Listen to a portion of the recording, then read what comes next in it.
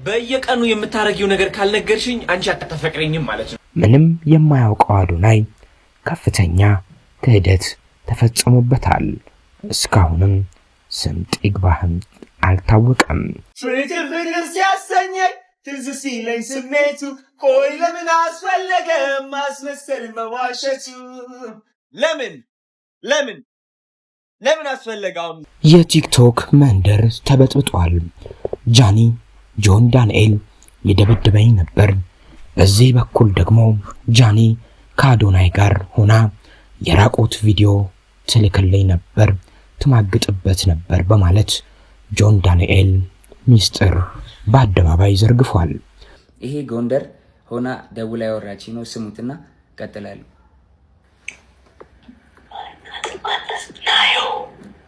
ናዮ አለች እያለች ነው። ራቁቷን ስለሆነች ቪዲዮ ላይ ቪዲዮን አላሳየም። በቲክቶኩ በስተጀርባ ያለው እጅግ ከባድ ሚስጥር መጋለጥ ጀምሯል። ጃኒ ጆን ዳንኤል በግድ እያስገደደና እያስፈራራ ሴትነቴን ተጠቅሞበታል፣ ቲክቶኬንም አዘግቶታል በማለት ለዓመታት ይዤው ነበር ያለችውን ሚስጥር ዘርግፏለች። በጣም ነበር የሚያስፈራራኝ። ከኔ ጋር ከተለያየሽ አጠፋሻለሁ፣ ከቲክቶክ ትጠፊያለሽ፣ ላይቭሽን አዘጋዋለሁ፣ መስራት አትችይም እያለ ለዓመታት እያስፈራራኝ፣ አሁን ትናንትና ደግሞ አካውንቴን ባን አድርጎታል። በርካቶች አለመማር ምን ያህል እንደሚጎዳ የሚታየው አንዳንድ ቲክቶከሮችን ስናይ ነው። ሌላው ቢቀር ካለፉት ችግር ከደረሰባቸው ስቃይ እንኳን ለመማር አይሞክሩም ሲሉ ይወቅሷቸዋል። በኢትዮጵያ ቲክቶክ መንደር ላይ ያለው ውዝግብ አሁን ሌላ መልክ ይዟል። አሁን ወደ ጾታዊ ጥቃትም ተሻግሯል። ሊያውም በብዙ ሚሊዮን ተከታይ ባላቸው ወጣቶች መሃል። እስከዛሬ በዝምታ ቆይቻለሁ የምትለው ጃኒ ከጆን ዳንኤል ጋር የነበራት የፍቅር ግንኙነትና ስታልፍበት የነበረው አስቸጋሪ ሁኔታን ለመጀመሪያ ጊዜ እወቁልኝ ሀገር ይስማ በማለት በይፋ ተናግሯለች። በእንባ ታጅባ እንባዋን መቆጣጠር እስከሚያቅታት ድረስ ደርሳ በለቀቀችው ቪዲዮ ለዓመታት በሚስጥር የያዘችውንና ህዝቡ እንዲያውቅልኝ ድፍን ኢትዮጵያን የሚያውቅልኝም እንዲያውቅልኝ እፈልጋለሁ ያለችውን ጉዳይ ነው ያዝረጠረጠችው። ከሷ ማጋለጥ በኋላ ደግሞ እሷም ከአዶናይ ጋር ሆና በድብቅ ለጥምቀት ለጆን ዳንኤል የራቆት ቪዲዮ ጭምር እንደምትልክለት ጆን ዳንኤል ሚስጥሩን በአደባባይ አውጥቶታል። በዚህ መሃል ምንም የማያውቀው አዶናይ ከፍተኛ ክህደት ተፈጽሞበታል። እስካሁንም ስምጥ ይግባህም አልታወቀም። ቆይ ለምን አስፈለገ ማስመሰል መዋሸቱ? ሰው ኑሮሽ እንደሌለው ለይምሰል መታየቱ፣ ማስረዳት መንገድ ስቺ ሁሉንም በሰዓቱ። እንደ ጃኒ ገለጻ ከሆነ ከጆን ዳንኤል ጋር በነበራት ግንኙነት ወቅት ከፍተኛ የሆነ ዛቻና ማስፈራሪያ ይደርስባት ነበር። ከኔ ጋር ከተለያየሽ ከቲክቶክም ሆነ ከሌሎች ሶሻል ሚዲያዎች አጠፋሻለሁ እያለ በተደጋጋሚ እንደሚያስፈራራትና አካላዊ ጥቃትም ይፈጸምባት እንደነበር ገልጻለች። አሁን ላይ አካውንቷ ሪፖርት ተደርጎ እንዲጠፋ መደረጉም ለዚህ ማስፈራሪያ አካል እንደሆነና ጆን ዳንኤል ሆን ብሎ እንዳደረገባት ከሳለች። ከዚህ በፊትም ያደርገው እንደነበር እንዲሁም አካላዊ ጥቃት ያደረሰባትን ምስሎችም ተመልካቾች አይተው ይፍረዱ በማለት ይፋ አድርጋቸዋለች።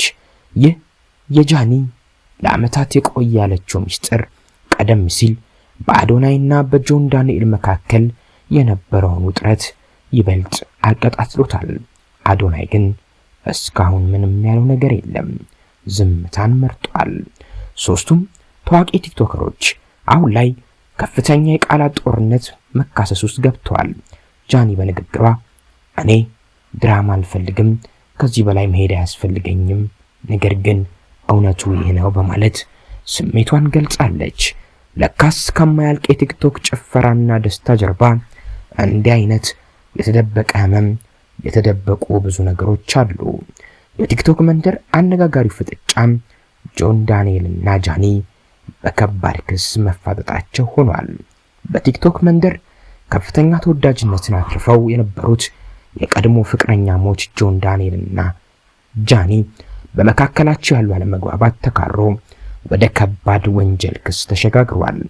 ጃኒ ባወጣችው ቪዲዮ በጆን ላይ ያቀረበችው ክስና ጆን የሰጠው ምላሽ በሶሻል ሚዲያ ተጠቃሚው ዘንድ ትልቅ መነጋገሪያ ርዕስም ሆኗል። ይደበደበኝ ነበር፣ አካውንቴንም ያዘጋው እሱ ነው የምትለው ጃኒ ዛሬ ባጋራችው ቪዲዮ ላይ በፍቅራቸው ወቅት በጆን ዳንኤል ከፍተኛ የአካል እና የስነ ልቦና ጥቃት ወይም አቢዩዝ ይደርስባት እንደነበር በዝርዝር አንድ በአንድ ገልጻለች።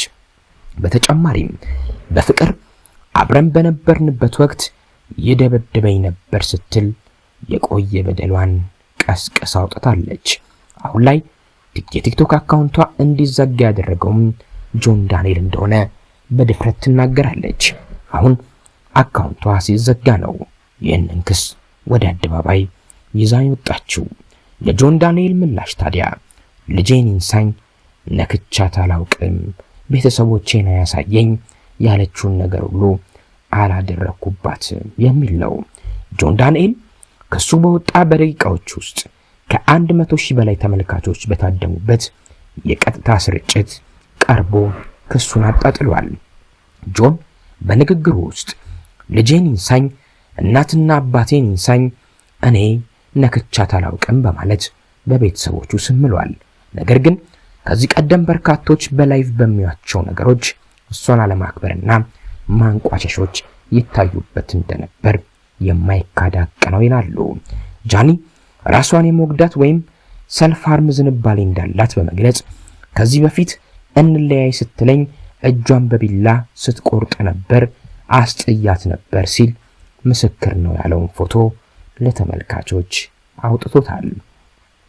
ብዙዎች ጃኒ በቀጥታ ስርጭት ቀርባ ምላሽ ትሰጣለች ብለው ይጠብቁም፣ እሷ ግን ዛሬ ላይቭ አልገባም በማለት በአካውንቷ ላይ መልእክት በማስቀመጥ ምላሽ ከመስጠት ተቆጥባለች። ይህ መቆጠቧ ደግሞ ተከታዮቻቸው መሃል የተለያዩ ጥርጣሬዎችና መላምቶች እንዲፈጠሩ ምክንያት ሆኗል። የፍቅር ግንኙነቶች ወደ ጥላቻና ወደ ከባድ ክስ ሲቀየሩ ማየት የተለመደ ቢሆንም የአካል ጥቃትና ራስን የመጉዳት ሙከራዎች ግን በዝምታ ሊታለፉ የማይገቡ ጉዳዮች ናቸው። እውነቱ በሂደት የሚጣራ ቢሆንም ለሁለቱም ወገኖች የሚዲያ ስነ ምግባርን መከተልና በህግ አግባብ መጨረስ እንዲበጅ በርካቶች ሐሳባቸውን እየሰጧቸው ነው። ጆን ዳንኤል ስለሌላ ነገር ለምን ይቀባጥራል ያሉም አሉ። እሷ ያለፈም ቢሆን በፊት ፍቅረኛ የሆነው ይደበደበኝ ነበር፣ ከኔ ከተለየሽም ላይቭ ዘጋብሻለሁ ብሎ ያስፈራራኝ ነበር፣ በፊት እንደዛተው አሁን ላይቬን አዘግቶብኛል ያለችው። ያቀረበችበት ክስ ይሄ ነው። እሱም ከሱ የሚጠበቀውም ካልነካት እኔ አልነኳትም፣ አልደበደብኳትም፣ ላይቭዋንም እኔ አልዘጋሁም ማለት ብቻ ነበር።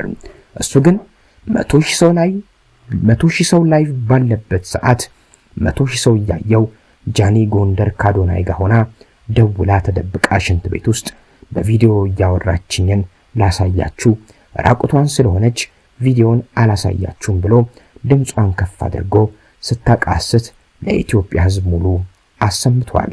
ይሄ ሌላ ጥፋት ነው። በሕግ ላይ ያስጠይቀው ይችላል። ምንም አይነት ሰው ለመጉዳት ምንም ከማድረግ የማይመለስ ሰው መሆኑን ግን ያስመሰከረ ነው። ከዚህ ድርጊቱ ቢቆጠብ መልካም ነው ብለዋል ብዙዎች። የጃኒና የጆን ዳንኤል ጸብ ሰሞኑን በቲክቶክ ከፍተኛ መነጋገሪያ ይሆናል ተብሎም ይጠበቅ ይገኛል።